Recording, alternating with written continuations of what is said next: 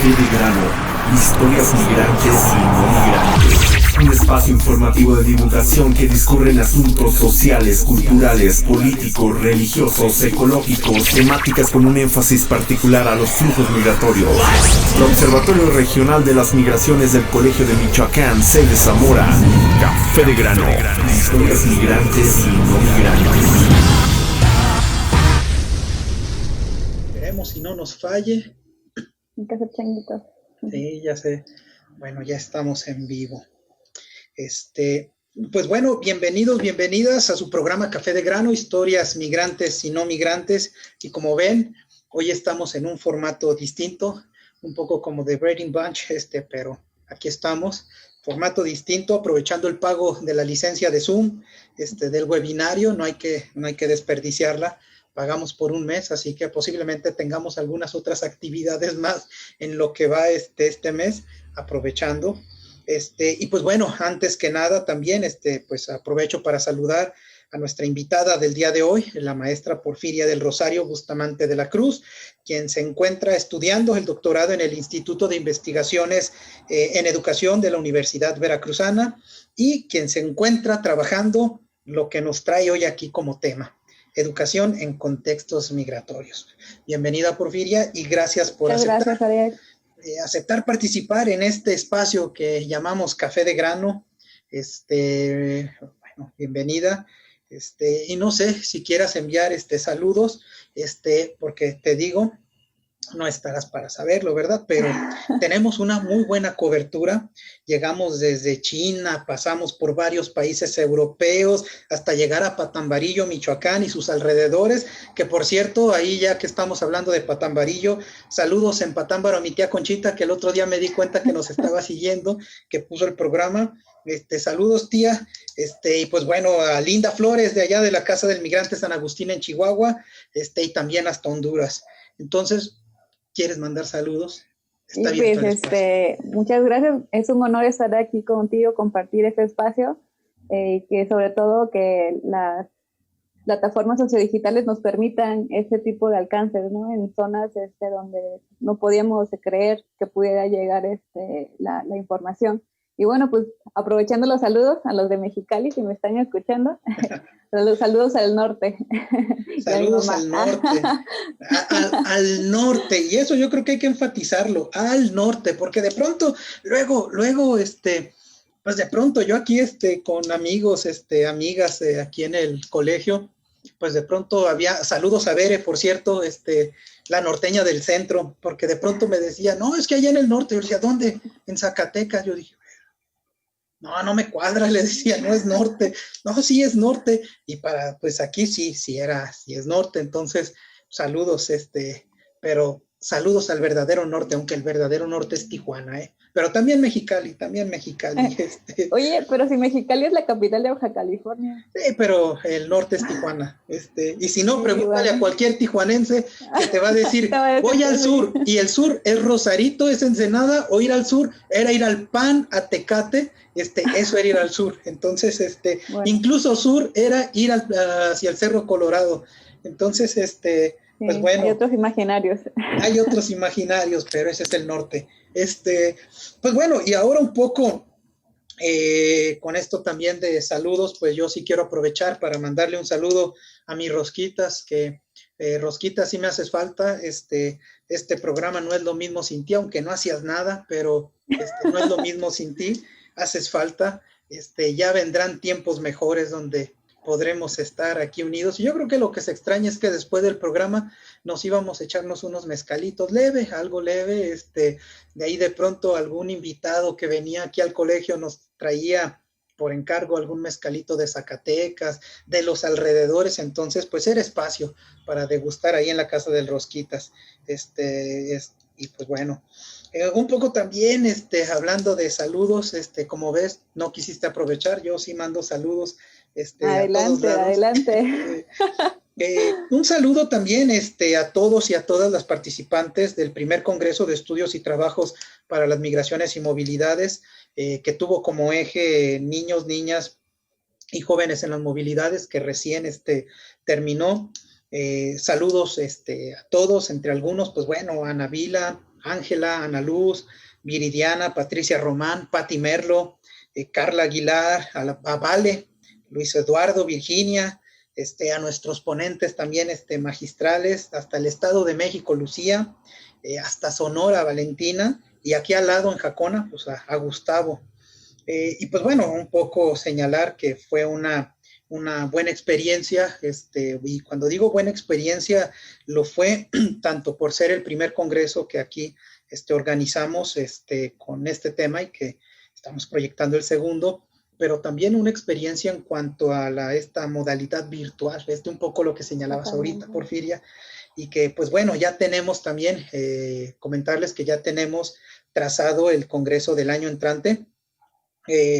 Fue anunciado algo así como me dijo Pati Merlo, como en los Juegos Olímpicos, dices, adiós, nos vemos dentro de 4 años, y de fondo ya estaba el anuncio de lo que era el siguiente programa, el siguiente tema, y pues así es, va a ser sobre política migratoria, y espero que pues bueno, este espacio, el Congreso, siga ayudando a tejer vínculos, y que estudiantes, investigadores, investigadoras, interesados e interesadas en el tema y activistas pues participen.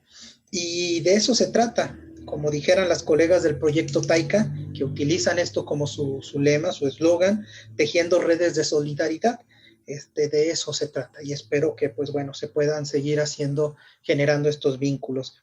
Y pues hablando un poco de este congreso que fue sobre niños, niñas y adolescentes, pues también aprovecho para hacer un anuncio, porque también hacemos anuncios, nuestros patrocinadores pagan, bueno, un anuncio sobre el congreso. Se encuentra abierta la convocatoria para el Diplomado Niñez y Adolescencia Migrante en las Américas, que es un diplomado que está organizando la UNAM a través del Instituto de Investigaciones Antropológicas, del programa Educación Continua. Por ahí pueden checar en la página del observatorio, pueden checar, ahí acabamos de publicar la información. Las inscripciones se encuentran abiertas, son del 11 de diciembre, se encuentran abiertas, perdón, hasta el 11 de diciembre, y el diplomado inicia del 11 de enero y finaliza el 4 de octubre del 2021. Las clases se van a realizar los lunes. Por ahí pueden checar la información. Por ahí, por cierto, va a estar participando también por ahí Porfiria, ¿verdad?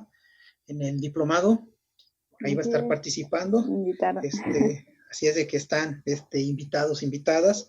Y pues bueno, antes, para iniciar el tema de hoy, que el tema de hoy es educación en contextos migratorios, que resulta un tema bastante interesante.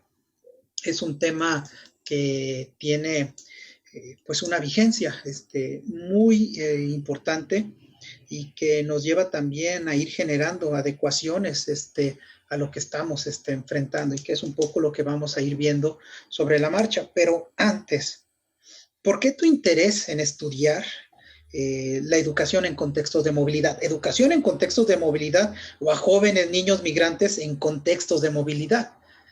¿Cómo surge ese interés? Pues mira,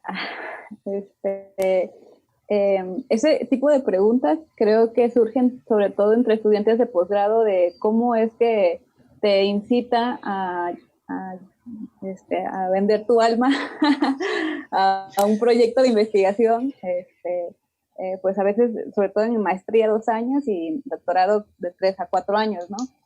Pues primero, mi interés surgió porque estuve viviendo un tiempo en Estados Unidos, pero antes de eso me considero una persona migrante. Migré de Veracruz al norte. Para mí el norte, no sabía cuál era el norte, pero sabía que había un norte, ¿no? Y entonces llego a Mexicali a hacer la licenciatura, y pues para mí fue todo diferente, ¿no? Entra este choque de culturas donde chido no era aceptado, y me decían, tienes que decir chilo, y yo, discúlpame, pero perdóname, pero no. Y entonces entran todos estos conflictos, ¿no? Internos a nivel emocional, incluso hasta físico, sobre todo por las altas temperaturas. El cambio de clima fue brutal, ¿no? Nunca pensé en vivir en un lugar tan caliente, ¿no? Y bueno, pasé a la licenciatura, y casi para terminar, estuve viviendo casi 6 meses en Estados Unidos, y ahí fui a una escuela elemental para poder aprender inglés como un servicio, ¿no? Pero tenía que retribuir algo a cambio. Entonces fui voluntaria y en el área de receso de kinder me tenía que cuidar a los niños. Entonces fue bien, bien loco todo cómo pasó, porque los niños que hablaban español se iban conmigo y niños que hablaban inglés iban con las otras estudiantes, porque éramos todas mujeres, que tenían más dominio del inglés en ese momento, ¿no? Y entonces el primer día tenía 3 niños, al otro día 5, y así fueron pasando los días, y cuando vi tenía como 20 o 30 niños que hablaban español, y nada más iban conmigo, y yo decía, pues, ¿de qué se trata, no? Y poco a poco me fueron contando sus historias, y pues me fueron llegando, ¿no? Y dije, no pude creer que estaba inmersa en otra realidad, donde yo no sabía qué estaba pasando, y pues los tenía ahí enfrente, ¿no?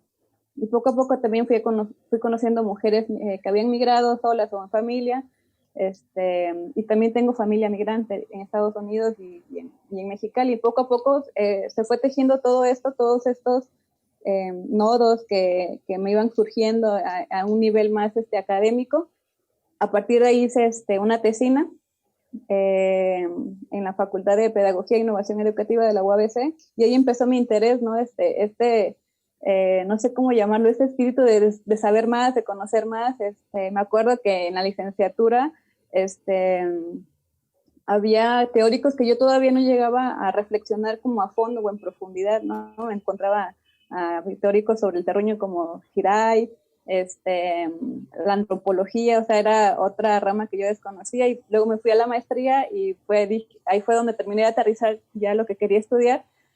Y de ahí me dijeron, ¿por qué no el doctorado? Dije, bueno, está bien, y bueno, y aquí me tienes, ¿no? Pero básicamente es a partir de un posicionamiento político, se podría decir, y más ahora, ¿no? Que en tiempos, se puede decir que son tiempos políticos de la voz, donde podemos expresar por medio de este tipo de plataformas sociodigitales, pero también estamos en un tiempo donde la voz, pues, es el centro de la existencia, ¿no? Es decir, el que habla o las personas, lo que tenemos que decir van a contar aquellas historias que a veces no sabemos que existían, pero pues están inmersas en el fenómeno de la migración. Y bueno, prácticamente. Fíjate que esto es interesante porque ahorita que tú decías, bueno, esta cuestión en la academia, y estabas hablando sobre esta parte teórica, que había algunas cuestiones que todavía no habías reflexionado, no llegaba el momento, pero a mí me parece interesante que justo esto de la voz que señala surge a raíz de una propia experiencia, de lo que tú misma viviste como en este contexto, en un contexto de movilidad, en un contexto de migración, y esto que tú señalas de cómo de pronto niños, niñas, se acercaban a ti por una cuestión muy importante que era como el idioma, pues se fueron agrupando alrededor tuyo, y quienes no estaban como con la parte del español, pues se iban con alguna de las otras compañeras que estaban ahí. Esto me resulta interesante porque es a raíz de tu propia experiencia. Tu propia experiencia es la que te hace ver esta situación, esta necesidad de trabajar como estas cuestiones, y yo creo que es algo que no debemos de dejar de lado. Por lo regular, parte de lo que también hemos empezado a trabajamos, tiene que ver con una cuestión personal, pero de pronto, por justificar a esta cuestión académica, decimos, no me toca. Lo personal no se mezcla con esta otra parte, y no es así. Yo soy primera generación de michoacanos en Tijuana. Mis padres fueron a Tijuana buscando cruzar hacia Estados Unidos de aquí de Michoacán, y en gran parte esas experiencias, eso que yo veía, eso que me tocó ver incluso en mi familia, pues fue algo que me llevó también a mí estudiar cuestiones, interesarme en cuestiones de migración. Entonces yo creo que eso es un gran punto, entender qué es lo que nos motiva, qué es lo que nos lleva a interesarnos en un tema que, como bien lo señalas, tuvo que ver por tu propia experiencia. Y eso resulta muy interesante. Por ahí está un texto muy interesante de Eloy Huacán, el de Entre las Cuerdas, pues que hace toda una reflexión en cuanto va él a hacer su trabajo de campo en Chicago, empieza en esta cuestión del boxeo, quiere abandonar por otras cuestiones, pero no deja de lado como la parte también las vivencias de uno como persona, más allá de académico, académica, pues bueno, uno es persona y tiene sus propias vivencias, tiene sus propios cuestiones que le impulsan a hacer a tomar temas como en este caso, lo que tú estás abordando, y que me parece muy importante porque lo centras en la parte, digamos, en la parte cultural, como en estos cambios, en estos rechazos que de pronto tenían que ver con el idioma. Y que esto, por no decir de tal forma un saludo, por no decirle de tal forma a otro, pues generaba como una especie de rechazo, y eso yo creo que lo vemos también en la escuela, y no tanto en la parte de los usos, sino en la parte de las currículas, que de pronto también son una cuestión bastante complicada. Niños, niñas que estudian o que estuvieron en Estados Unidos, que vienen a México, y que de pronto pues acá es una cuestión distinta, que los que estudian acá de pronto van hacia Estados Unidos, y es una cuestión distinta también.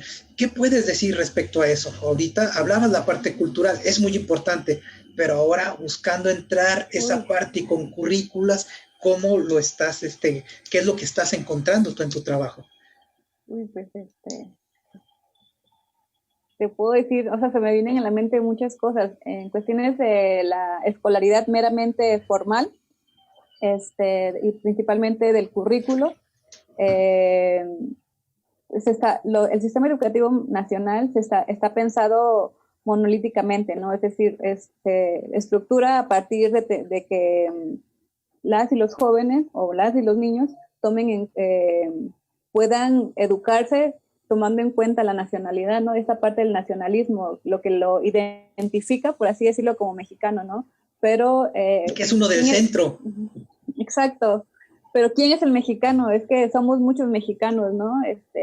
Somos el país más diverso, con 70 y tantas lenguas indígenas, perdón,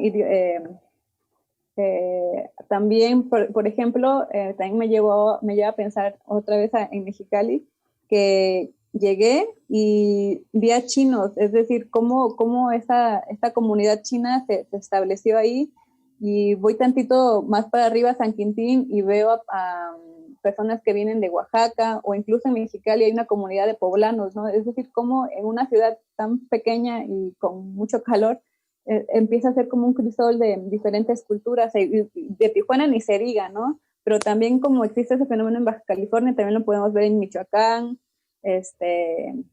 no sé, en Nuevo León, en todos los estados siempre existe este tipo de crisoles, ¿no? Pero en la parte norte se concibe más o se percibe más por la frontera, ¿no? Aquellas personas que están en movilidad y quieren cruzar al otro lado, ¿no? Que es, bueno, al otro lado siempre es Estados Unidos, ¿no? Sí. Por ejemplo, se piensa solamente en formar a ciudadanos políticos, de una forma política, pero a la vez excluye a toda la diversidad que hay de personas, ¿no? Tanto a nivel, yo me centro en niveles de secundaria y preparatoria, pero imaginemos ahora en nivel primaria, ¿no? O sea, niños que apenas están empezando a formarse en este modelo cultural que están por iniciar en su formación, y luego entran a otro sistema educativo, y qué es lo que pasa, ¿no? ¿Cómo es que procesan toda esta información a la edad que tengan, ya sean 6, 7, 8, 9 años, incluso 10, hasta personas universitarias también, ¿no? Podemos ver una variedad de estudiantes que estamos teniendo tanto aquí en México como en Estados Unidos, y no se piensa en ellos, más bien es como que sí, son estudiantes y todos hay que homogeneizarlos y punto, ¿no? Y fíjate que esto me recuerda a, en estos proyectos, cuando se dieron de pronto estos permisos hace algunos años a jóvenes Dreamers, de pronto se hizo, yo recuerdo que se hicieron las visitas por parte de estos jóvenes con permiso hacia México, y en México los recibieron distintas instituciones gubernamentales y los llevaban a conocer su cultura, y su cultura era los llevaron a las pirámides, todo en torno a la parte del centro, aztecas. Y yo decía después en los testimonios, yo veía que había migrantes de ahí que venían con estos dreamers de Michoacán. Había migrantes que no necesariamente eran del centro, pero efectivamente, un poco para entender este ejemplo y esto que nos señalabas, de pronto se centra mucho como si la parte del centro de aztecas era lo que nos representa, como si de pronto incluso en la parte del fútbol es la selección azteca, cuando uno dice, bueno, ¿y dónde quedan los otros grupos que también forman México? Los, digamos, mixtecos, digamos, triquis, digamos, también la parte de Michoacán, purépechas, digamos, también Sonora, Sinaloa, pero de pronto hay como esta parte de un centralismo que también se ve reflejado en estas, pues también materias. Yo recuerdo que se empezaron a dar clases regional, historia regional, creo que las eliminaron, pero de pronto eso estaba en la currícula, en tercero o cuarto de primaria, creo, pero resultaba interesante porque de pronto se empezaban a contar y se empezaban a formar bajo historias locales, donde de pronto en Baja California se hablaba de la comunidad china, de la comunidad rusa que también había los llegado. Haitianos. Exacto, de manera reciente los haitianos, y de pronto esta diversidad, pues bueno, se pierde de pronto incluso en algunos programas, como por ejemplo el PROVEM. Es un programa que ha funcionado, pero de pronto está centrado en una educación binacional. Y de pronto ahorita aquí en Michoacán, por ejemplo, para el caso de Michoacán, hay profesores inscritos en el PROVEM que nos dicen, bueno, están llegando conmigo migrantes guatemaltecos, migrantes hondureños, de Centroamérica, venezolanos. Dice, ¿cómo le hacemos si está enfocado en un intercambio México-Estados Unidos? De pronto esta cuestión de binacional pues ya resulta bastante rebasados, que tiene que ver con lo que tú ahorita señalas. ¿Has visto tú el trabajo de PROVEM? ¿Cómo lo ves en ese sentido? Sí, pues mira, te cuento esa historia. Pues mira, PROVEM lo conocí cuando estaba en la maestría, tratando ahora sí, de identificar mis interlocutores, ¿no? Decir, ¿dónde los encuentro? Sé que existen porque ya he estado conviviendo con ellos cuando estaba haciendo las prácticas, pero ya en esta parte de posgrado, ¿cómo los identifico para poder explicarlo en el apartado metodológico, ¿no?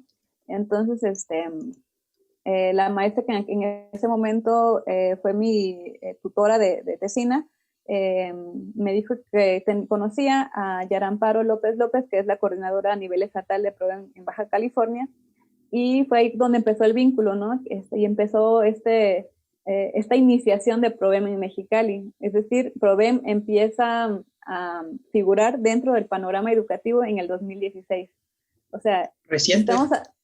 Súper reciente, y estamos hablando que Tijuana lleva años trabajando con este programa, sobre todo con el intercambio de maestros, pero también con el apoyo hacia la población migrante directamente, que en este caso son se enfoca en estudiantes de secundaria y a veces en primaria, dependiendo la situación que esté pasando Tijuana o las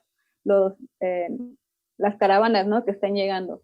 Pero, por ejemplo, en Mexicali me tocó ver de cerca cómo llegó. Yo estuve como en la parte logística de identificar aquellas escuelas presentándonos. Había escuelas donde me decían, ¿tú quién eres? Dije, no, pues vengo de PROVEM, y le explicábamos todo, porque como nos dividían en diferentes escuelas, y me topé con directores que decían, no, aquí no hay migrantes, es mejor que te retires, ¿no? Y yo me quedaba, ¿qué? Le digo, pero aquí está la prueba, ¿no? Pero eso es algo muy interesante porque a mí me tocó algo similar acá en Michoacán, donde de pronto decían, no hay. Bueno, hay uno o hay dos, pero no hay. El hecho de que de entrada te digan, no lo hay, también después lo empecé a vincular más con que pues era porque no querían atender, o sea, no estaba, y no tanto incluso no querer atender a esa población, sino que no sabían cómo atender a esta población y las incluían de manera igual con los otros, sin entender que de pronto, pues bueno, la historia que habían aprendido no era la misma que estaban enseñando aquí. Y de pronto estos héroes patrios de cada país, pues bueno, son muy distintos. Y de pronto, pues eso generaba también este malestar en los profesores y profesoras, cómo tenían que volver a enseñar lo que vieron hace años atrás a un estudiante que recién estaba llegando, pero que traía, pues digamos, otras materias, otros cursos, y lo que hacían era regresarlo, y eso generaba también una cuestión de molestia en los y las estudiantes, que de ir en sexto los regresaban a cuarto para que aprendieran bien. Y era la parte de historia, la parte más en ese sentido, incluso español un poco, pero pues eso generaba problema, y era ahí donde decíamos, bueno, ¿y cómo se maneja esto? ¿Quién maneja esta parte? ¿Cómo hay alguna cuestión de actualización para estos estudiantes? No, era regresarlos, darles hacia atrás. Entonces, de pronto terminaban saliendo la primaria, perdón, a los 14, 15 años, cuando por lo regular salían a los 12, entonces 2, 3 años después, y eso pues incidía en esos. Pero esta parte de de invisibilizarlos, de decir no hay, es una pues a mí me parecía impactante, porque sí lo sabía, pero yo decía, pero ¿por qué dicen que no los hay? Sí lo sabía. Tal vez piensan que es mucha chamba, no sabes qué, sí. Ya es como que estoy saturado, hasta aquí voy a todos los programas que de por sí ya tiene la Secretaría de Educación Pública. Creo que en aquel momento estaban iniciando lo de las escuelas completas. Creo que más bien no querían más trabajo, ¿no? Estaban ya rebasados con la carga laboral que tenía, y más, como bien señalas, pero escuela completa. Aquí en las comunidades rurales todavía se seguía utilizando esta cuestión de escuela completa. Para lo que utilizan la segunda parte de la escuela completa era para que realizaran sus tareas o para que realizaran el aseo de la escuela, pero yo creo que era un espacio en el que podían ocuparlo para actualizar, por ejemplo, estos estudiantes, pero hay una cuestión de donde se sienten rebasados en ese sentido, y que resulta interesante. En lo que te ha tocado a ti ver con estos jóvenes migrantes, de pronto buscarse insertar al sistema educativo, ¿cuáles son los principales problemas que tú has detectado? Pues mira, así como en la parte más administrativa, ha sido en ese momento lo de la apostilla, ¿no? Que tenían que hacer la traducción. A partir del 2016 eso ya no es como un obstáculo, por así decirlo, pero hay algunos casos donde la desinformación sigue estando, ¿no? De que todavía los trámites. Y está en la Ley General de Educación de 2018, donde se hizo justo con esto que Peña Nieto le llamó en un intento la ley Dreamer, para buscar incorporarles, se volvió a colocar no pero más, ¿no? se sigue solicitando. Y estos son como estas cuestiones, porque de pronto señalamos eso. A mí me ha tocado señalarlo, y me ha tocado señalarlo por allá en Colef, en algún momento, en un evento, lo señalamos junto con Rodolfo García Zamora, por un proyecto donde él nos invitó a trabajar, y lo señalamos. Y de pronto otros colegas nos dijeron que no era verdad, porque ya estaba en la ley. Está en la ley, pero en la práctica se sigue teniendo. Y ahorita todavía, como hace poco comentábamos en el Congreso, todavía a mí me ha tocado que a principios de este año hay gente que me dice, me lo están solicitando. O sea, me siguen solicitando lo que es la apostilla, me siguen solicitando pues sí, la apostilla, los documentos, el acta de nacimiento, porque sin eso no me entregan CURP, y sin CURP no puedo. Entonces empieza a manejar toda una serie de situaciones que complican que entren a la escuela y continúen y obtengan certificados. Así es. Y a propósito de lo que estás mencionando, justo en esta investigación que estoy realizando, me encontré, a partir de la técnica de bola de nieve, una estudiante que terminó la secundaria en Caléxico y quiso continuar sus estudios de nivel preparatoria en Mexicali, y lleva 2 años sin estudiar. ¿Por qué? Porque tiene una situación en su acta de nacimiento donde la mamá fue la que registró a su hija, pero le puso sus nombres, o sea, los apellidos de la mamá, y bueno, más bien, ya me acordé. En el acta de nacimiento está está el nombre de la chica, el apellido del papá y el apellido de la mamá, ¿no? Pero al momento de registrarla solamente la registró la mamá. Entonces en México le están diciendo que por qué tiene ese nombre y quién es el papá, que puede ser cualquier persona, que no, es un proceso más bien administrativo, y ninguna escuela pública, incluso privada, la han querido ingresar porque dijo que tiene que arreglar ese documento donde la registró en Estados Unidos, ¿no? Entonces, a partir de eso, fui a la coordinación de Proven, le pregunté de esta situación, si ya se le había presentado. Dijo, hasta el momento no hemos tenido alguna situación, y creo que hubo cambio de encargados. Entonces, era otra persona, ya con la que estaba atendiendo, ya tenía, digo, desde el 2016, contacto con la primera encargada. Ahora es un encargado, y le volví a contar de que yo ya había tenido contacto con ellos, que bla, bla, bla. Y le explico esta situación, y me dijo, ¿cómo es posible? Le digo, pues, fíjate que sí. Digo, si quieres, le hablé a la mamá, digo, mire, me están pidiendo que si me puede mandar una fotografía de la situación de su acta de nacimiento para corroborar, ¿no? Y ya fui a la coordinación de Proven. Proven me mandó a la coordinación de educación de media superior, y en media superior me dijeron, ¿sabes qué? Es una cuestión administrativa, pero no le podemos negar la educación a una persona. Lo que podemos hacer es que la niña puede ingresar, bueno, la joven puede ingresar a una escuela privada donde le pueden dar una prórroga en lo que reciben los documentos.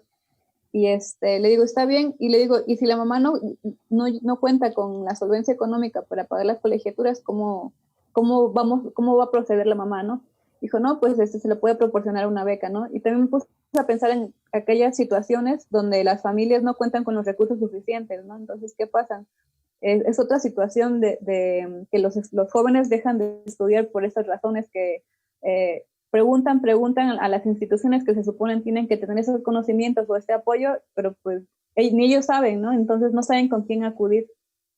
Eso me lleva a lo que la gran colega Bere de IMUMI señaló en algún momento, que dijo, el muro para migrantes no es el que está en la frontera México-Estados Unidos, es el que se encuentra en nuestra burocracia. Justo porque esto que señalas es lo que han vivido migrantes, que de pronto decimos y de pronto hemos señalado, es en la apostilla, que de pronto no tienen, como ahorita tú dices, el ingreso económico, no tienen el dinero para poder realizar un trámite, porque es un trámite gratuito, pero que cuesta entre 2,800, 3,500 pesos. Entonces, resulta interesante, ¿no? Hasta dónde incluso señalarlo. Es gratuito, pero tiene un costo. A nadie se le niega la educación, pero si no arreglas eso, no puedes entrar. Entonces, empieza a darse como este tipo de situaciones que resultan complejas y complicadas. Justo en esta cuestión de la Ley General de Educación, cuando se hizo en 2018, algo que varias colegas señalaron, entre ellas justo Bere, era que la ley tenía que ser clara en cuanto a quién le correspondía esta parte de la apostilla, y lo que dejaron fue entendimiento de cada institución en cada estado. Y resulta interesante porque de pronto, pues claro, en la Ciudad de México se enteran mucho más rápido de ciertos acuerdos que de pronto llegan, pero o en las capitales, pero de pronto en una comunidad rural o incluso ahí en Mexicali, que se están enfrentando con este tipo de situaciones, volvemos y damos cuenta de que hay una necesidad también de trabajar con capacitaciones con la gente que está ocupando estos puestos, porque de pronto a mí me ha tocado que gente de las instancias para atender a población migrante generan encuestas donde preguntan a la población, ¿ha sido usted víctima de la migración? Dice, caray, a ver, ¿cómo que eso? Y es la gente que, pues bueno, está manejando, están en estas instituciones, en estas instancias gubernamentales, pero es interesante. Y resulta que de pronto, pues bueno, no basta con tener también el recurso, incluso el recurso económico para poder hacer como esta apostilla, porque de pronto tiene que ver con, no es en esta ventanilla, vaya a la siguiente, tampoco es en aquella, vaya a la otra, no es vaya a la otra, y de pronto traer así como en una especie de ping pong a las personas se cansan, y de pronto pues prefieren dejar no estudiar. Y eso es un problema que de pronto no se está considerando, pero es algo que va a pesar mucho, sobre todo en estos jóvenes, en estos niños, niñas y jóvenes, en un futuro, porque de pronto quienes están haciendo esto por lo regular, a mí lo que me ha tocado son hijos de migrantes, migrantes irregulares acá en el centro, que se vienen con hijos de 8 años, 9 años, 15 años, y aquí la pregunta es cómo van a volver a Estados Unidos, cómo van a volver ellos y ellas a Estados Unidos cuando cumplan la mayoría de edad, que quieran regresar a su país, son norteamericanos, pero de pronto con educación truncada, con faltas en su formación, ¿cómo van a regresar a competir con los suyos por espacios? ¿Qué va a pasar con ellos? Cuando por ser hijos de migrantes mexicanos, son mexicanos también, pero de pronto esto es algo que no estamos viendo ahorita y creo que va a ser algo a futuro muy importante. Por acá en Facebook nos están señalando, Cintia dice, a pesar de que existen normativas específicas de revalidación y acreditación de CEP, Ley de Educación, convenio CEP-COMAR, la CUR provisional para solicitantes de refugio,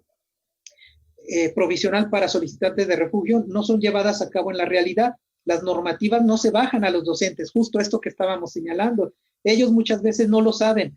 Hay traba administrativa, por lo que es más fácil decir no hay cupo. Al menos eso pasa en la frontera sur. Y creo que como señala Cintia, no solamente en frontera sur, es lo que estábamos diciendo ahorita, pasa, bueno, en el norte de Mexicali, y también pasa aquí en el centro, como me ha tocado verlo aquí en Michoacán. Entonces, es una situación compleja, complicada, pero ¿qué se podría hacer en ese sentido? ¿Qué crees tú que se podría hacer en ese sentido? Por ejemplo, para hacer justo lo que Cintia nos está diciendo, bajar esa información a los docentes. Pues creo que antes que nada, en la parte administrativa, acudir a todas las coordinaciones de los niveles académicos para ver qué saben sobre la población migrante, qué saben o qué recursos ellos están conscientes que pueden servirles a ellos como funcionarios para poder proveerlos a las personas que están requiriendo estos servicios, ¿no? O que están tan siquiera pidiendo información primero. A partir de eso, ver cómo hacer un tipo de diagnóstico para ver cuáles son las cosas que saben y las que no saben, obviamente, para que a partir de eso ver qué se puede hacer, ¿no? Una iniciativa ¿cómo llamarlo? Una iniciativa en la cual se tenga como base la información del acceso a la educación para niñas, niños y jóvenes migrantes, ¿no? Y migrantes también me suena como, me hace un poco de, no quiero decir la palabra, pero es la única que me hace un poco de ruido, porque son jóvenes, niñas, niños en movilidad, están en movimiento, porque todavía no saben, los papás no saben si se van a quedar o se van a regresar, y los jóvenes, sobre todo en educación secundaria y prepa, todavía están en un proceso de proyecto, de formar un proyecto de vida, ¿no? Entonces creo que lo más óptimo es llamarlos juventud en movimiento o trayectorias móviles juveniles, ¿no? Algo que tengan que ver con lo que están pasando en este momento y no casarlos con los conceptos que, si bien teóricos, ya han establecido como segunda generación 1.5, generación 0.5, Dreamers, todo esto. Creo que es tomar en cuenta estos acontecimientos o estas voces que están en este momento, ¿no? Hay algunos jóvenes que en las entrevistas que he realizado que no se consideran como migrantes. Nunca les hice esa pregunta, pero era como parte del proceso que ellos me fueran platicando cómo era un día normal en la escuela en Estados Unidos, cómo era un día normal cuando estaba en México, ¿no? Bueno, cuando hice las entrevistas principalmente en Estados Unidos. Entonces, ellos no se conciben como migrantes, ¿no? Entonces, no hay que casarlos con esos conceptos, y a partir de ahí, pues hay una diversidad de genealogías, pero más que nada hay que tomar en cuenta las vivencias que están teniendo en este momento, ¿no? Exacto, porque también, insisto, en el caso de quienes vienen con padre o madre deportada, que llegan aquí, por ejemplo, a Michoacán, Guanajuato, Zacatecas, Jalisco, de pronto son nacidos en Estados Unidos, llegan acá y pues bueno, la realidad. Tienen pensado estar aquí porque aquí están sus padres, pero cumpliendo la mayoría de edad, piensan regresar a Estados Unidos, donde mismo señalan que pueden tener más oportunidades, porque de pronto en las comunidades rurales acá llegan y no hay trabajo. sus padres batallan mucho para encontrar trabajo, sufren para encontrar trabajo. Entonces, efectivamente, llegan, pero también yo sí les hice la pregunta sobre migrantes y me dijeron, no, porque yo no vengo a trabajar, porque es la noción que tienen de migrantes. Y de pronto te dicen, yo me voy a regresar a Estados Unidos. Y eso también resultaba interesante porque de pronto cuando se empezó a hablar de retorno, resulta que a estos niños, niñas, que venían producto de la deportación, a raíz de la deportación de padre o madre, les hablaban también, les señalaban como migrantes de retorno, y no estaban, de entrada no estaban retornando, y eran otros planes, lo que tenían en mente. Por acá en redes sociales, Alma dice, y pregunta, ¿esta desatención, desinterés a la población migrante puede estar arraigada al profundo racismo y clasismo en la sociedad mexicana? Pues, ¿qué opinas? Más que clasismo, racismo, creo que es un olvido, ¿no? Sobre dar prioridad a otros temas, por así decirlo, y desatender a cosas que para el gobierno o incluso funcionarios no consideran relevante, ¿no? Pudiera ser de clasismo, sí, porque es obviamente hay temas más importantes como... las remesas. Bueno, sí. Pero más que nada, sí son importantes las remesas. Es decir, México vive a partir de las remesas, la mayoría vive a partir de las remesas que recibimos de Estados Unidos, pero son temas que dejan de lado, es decir, los protagonistas siempre son adultos hombres que son los que buscan ir a buscar una mejor calidad de vida, y esto a partir de a bajo costo, ¿no?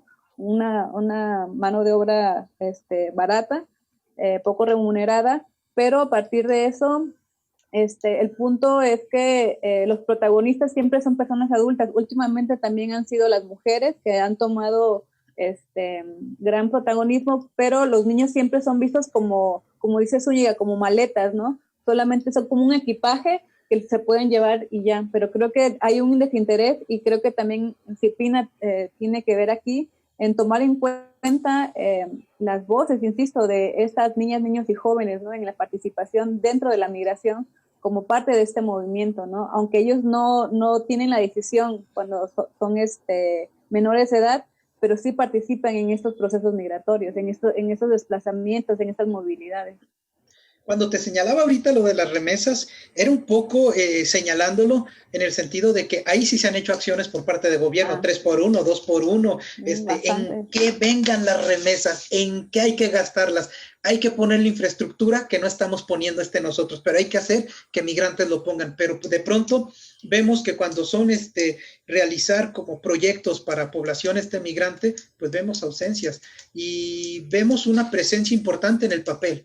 Claro que sí hay, y lo podemos ver en la Ley General de Educación, donde sí hay que la educación es para todos, incluso se habla de migrantes. Vemos ahorita en el segundo informe de gobierno que se señala la palabra migrantes, y digo se señala porque realmente no vemos acciones hacia la población migrante, y eso resulta muy interesante. Y vuelvo nuevamente con algo que dice colega Rodolfo García Zamora: amigo que no está en el presupuesto no es amigo, y la población migrante no está en el presupuesto. Quitaron los programas que había para atender a población migrante, el famoso FAMI, lo quitaron. Entonces de pronto vamos dando cuenta de que, como bien señalas, hay prioridades. Claro, cuando se habla de migración son remesas, y cuando se habla de remesas lo acaba de hacer Obrador, lo hizo Fox, lo han hecho los otros gobiernos, los héroes nacionales. De héroes se les habla a los migrantes, pero por lo que hacen, por los envíos que hacen de dinero, gracias a estos grandes hombres, héroes de la verdadera, y empiezan a sacar como de héroes, no los bajan, pero a los remeseros, que quiere decir a los que están allá. Pero vemos que hay un discurso distinto a los que vuelven y cuando vuelven, y cómo vuelven, y de distintas edades. Vemos con esta ausencia de proyectos, de programas para atender a esta población. Insisto, y esta parte de que se ve complicado con esta burocracia que de pronto impide que continúen estudios, ¿qué tanto esto podría incidir en esto que tú hiciste, que presentaste en el Congreso, que quiero comentarlo aquí un poco, de esta parte de los dibujos que tú trabajaste, donde de pronto había un señalamiento distinto a México y un señalamiento distinto a Estados Unidos. Claro que tenía que ver por la infraestructura, claro que tenía que ver, y cuando hablo de la infraestructura, pues bueno, de pronto allá las escuelas, algunas te dan desayunos, algunas tienen canchas deportivas distintas, gimnasios, y de pronto las de acá no, pero ¿qué tanto también pudiera ser que se percibe esto que estamos señalando ahorita? Pues en para nublar esos panoramas. Uy, pues bueno, primero, esta propuesta que les hice a estas interlocutoras fue a raíz de la pandemia, ¿no? Es decir, se truncó, creo que las personas o los jóvenes que estamos, las personas en general que estamos haciendo posgrados o investigaciones, nos estamos viendo en una crisis de pues, cortar por completo aquella interacción face to face, ¿no? Donde podemos interactuar o conversar mínimo, ¿no? Ahorita hay otras nuevas propuestas, pero en ese momento estábamos en la incertidumbre si se regresaba. La cuarentena se supone que iba a durar 40 días y se fue extendiendo poco a poco, ¿no? Y a partir de eso surgió esta propuesta de tener un apoyo para tomar en cuenta lo que ellas me estaban contando, ¿no? En todas las conversaciones que tuve, siempre había esta comparación constante entre, es que la escuela era así allá, y es que allá había esto, y aquí no hay esto. Y esas comparaciones constantes pareciera que en su cabeza o en ellas mismas se ven atravesadas, ¿no? Decir en que allá hay esto y aquí está esto, pero pues no como allá. Esas comparaciones constantes me han llevado a tomar como por rubros cómo son sobre todo la infraestructura, ¿no? Para ellos o para ellas también, estudiar en Estados Unidos fue una experiencia, sobre todo los que están aquí en México o en Mexicali, fue una experiencia que quisieran volver a regresar, ¿no? Es decir, es que allá nos daban desayunos, teníamos seguridad, y a partir de esta seguridad sí me llamó mucho la atención porque en Mexicali una joven estaba en clases y de repente dijeron que los metieron a un salón porque un sujeto se metió a su escuela con un arma, ¿no? Entonces imagínate pues pasar por ese tipo de situaciones. Dijo, es que allá no pasaba esas cosas, allá sí invertían dinero, ¿no? Allá sí me sentía segura y aquí no. Entonces, ese tipo de situaciones nos llevan a pensar la violencia cómo traspasa en todos los sentidos, ¿no? Tanto en el proceso de la estética hasta en el proceso de las emociones, donde ellas no se sienten seguras estudiar o vivir en una ciudad donde pueden pasar ese tipo de situaciones, o incluso decía que ella no estaba acostumbrada o que no se veían personas en condición de calle, ¿no? Que sí había visto en Estados Unidos donde vivía, pero en Mexicali dijo, hay muchísimos más. Y aquí ella está percibiendo cómo es el estilo de vida o cómo era vivir en Estados Unidos y cómo es vivir ahora en México, ¿no? Donde el desayuno principalmente en la hora de receso dicen, es que aquí tengo que comprar mi comida. Y por ejemplo, la comida a otra estudiante me decía que le salió un taco, bueno, en la parte del norte la tortilla de harina es muy, muy común. Decía, es que mi tortilla de harina, dijo, estaba cruda y aparte el guisado sabía feo, dijo, y pues no me lo comí y así me quedé todo el día en la escuela sin comer.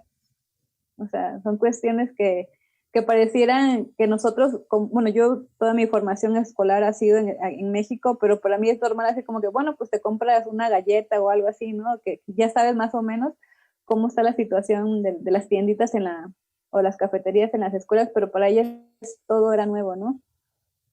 Las famosas cooperativas, aquí escolares. En las escuelas. Pero fíjate que esto tiene que ver con lo que a mí un migrante deportado me dijo hace como unos 4 o 5 años, que él batalló mucho, sufrió mucho de pasar del American Way of Life al Mexican Way of Life. Dice, es muy distinto. Exacto. Y hablaba incluso también respecto a los horarios. Hablaba respecto a que allá sí podía ir ascendiendo un poco y acá no. Hablaba de también el reconocimiento que les hacían por llegar temprano, por trabajar bien, por producir bien, y en cambio decía, acá no. Entonces resulta interesante también cómo se da eso, y eso no tiene también por qué generar molestias, que de pronto hay algunas autoridades, hay algunos colegas, hay gente, sociedad civil que dice, pues si no están a gusto aquí, que se vayan. No es eso, no se trata también que se estén quejando por quejarse, sino que obviamente vienen de un lugar distinto, llegan a un lugar que les resulta también distinto, entonces es normal que hagan ese tipo de comparaciones. Lo hace uno cuando uno se cambia. Por ejemplo, ¿tú de dónde eres? ¿De dónde eres tú, Porfiria?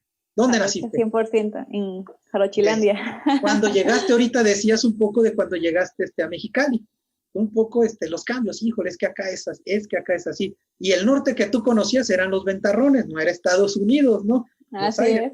De pronto, pues hasta nosotros lo padecemos, hasta nosotros lo enfrentamos, nosotros lo vivimos. De pronto, cuando llegué aquí a Zamora, pues aquí no hay carne asada. Aquí lo que había era en aceite. Lo que hice con mi primer beca que me llegó, fue comprarme un asador. Y me acuerdo que hice carne asada ese día. Entonces, ¿por qué? Porque de pronto se extrañan como este tipo de cuestiones, y es normal.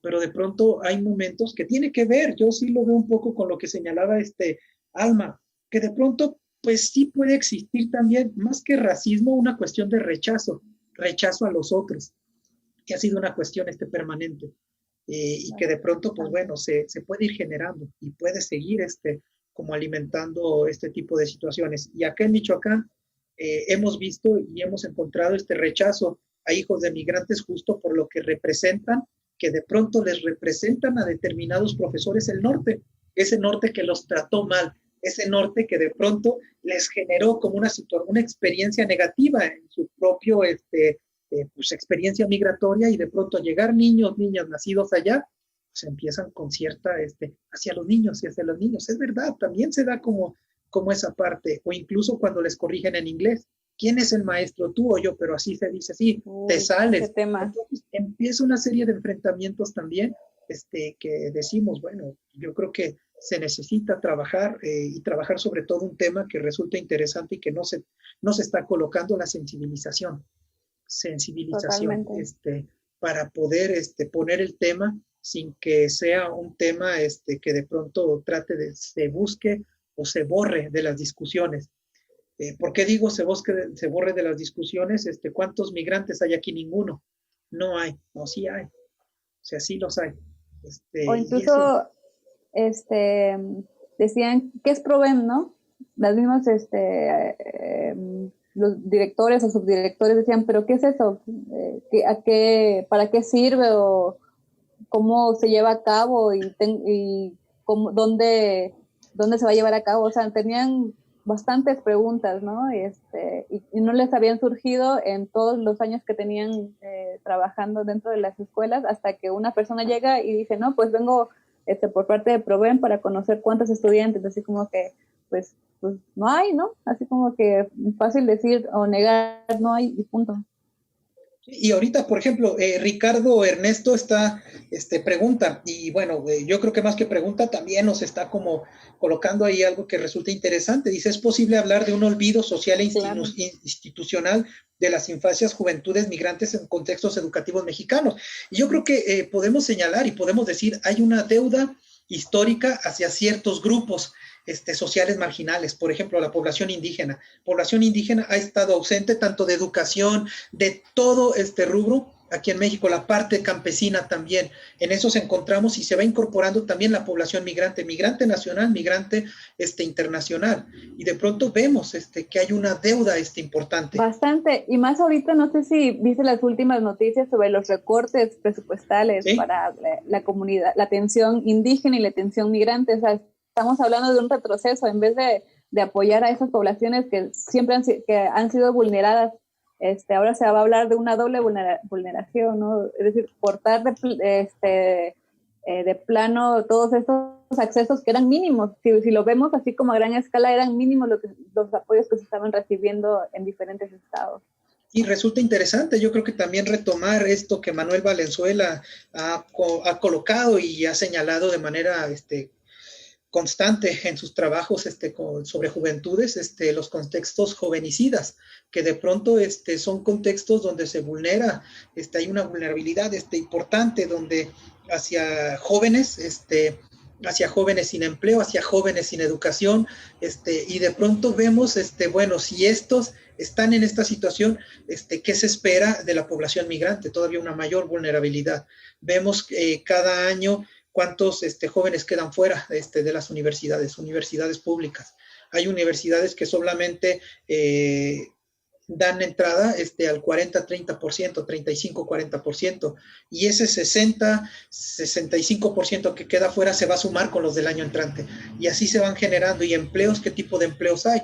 Con esta cuestión también de sé tú mismo, de la pepetoñización del mercado. Pepe y Toño, los jóvenes emprendedores que de pronto ahí estaban, pues bueno, ¿qué les pasó a Pepe y Toño? Ya no los veo, ya no se les ve. Hay jóvenes emprendedores que iniciaron y les fue bien, pero no todos tuvieron como esa capacidad emprendedora, y también pues era una manera de hacerte tu propio empleo, pues también son como complicado cuando vemos eso y cuando damos cuenta de qué es lo que está ocurriendo en términos de la población migrante.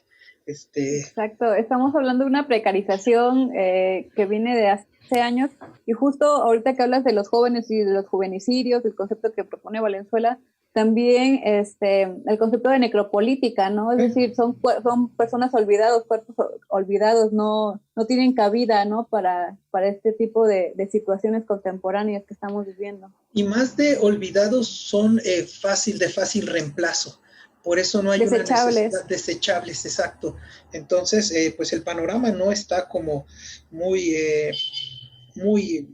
digamos, agradable, pero yo creo que resulta interesante como este tipo de proyectos, que a final de cuentas es una investigación que tú estás haciendo de doctorado, pero que estás encontrando muchos puntos, y así como lo que tú estás haciendo con lo que están haciendo otras colegas, resulta interesante para ir empujando e ir señalando lo que otros colegas como Berenice de pronto dice, el problema de la burocracia. Pues bueno, con estudios ahora comprobando qué es lo que se está generando en ese sentido, y buscar que esto pueda tener por ahí algunas repercusiones, que de pronto resulta difícil porque no hacemos política pública, y de pronto cuando incluso vamos con los que hacen política pública, pues realmente también se presta para una cuestión de performance, donde de pronto en esta cuestión de la Ley General de Educación que se hizo en 2018, fuimos de organizaciones de sociedad civil, universidades, academia, nos invitaron a 5 o 6 personas de cada rubro, y empezamos las discusiones, las mesas, lunes, martes, miércoles, y el viernes ya tenían la propuesta. ¿Qué hicieron? Como que nosotros les dijimos, fue una manera de decir, hubo discusión, hubo diálogo con distintos especialistas para poder generar eso. Ya lo tenían hecho. O sea, ya lo tenían, entonces de pronto... No, era como para decir que hicieron algo, ¿no? Que sí se escucharon aquellas propuestas o aquellas perspectivas de las personas que sí se meten al lodo, ¿no? Que sí saben lo que está pasando realmente dentro de estos contextos. Y yo creo que hay que hacer en este sentido, pues seguir empujando y seguir trabajando, y hacer un poco también pues hacer lo que estás haciendo. De pronto... pues a ti, en términos de tu trabajo, pues no te correspondía ir a presentar el caso de esa persona con la gente de Proven, pero lo hiciste porque estás haciendo tu investigación, tienes estos contactos y lo puedes hacer. Y realmente es algo que, pues bueno, yo creo que hay que hacer. Y por eso hace un momento desde el inicio señalaba y decía, muchas de las veces las mismas investigaciones tienen que ver con una cuestión personal.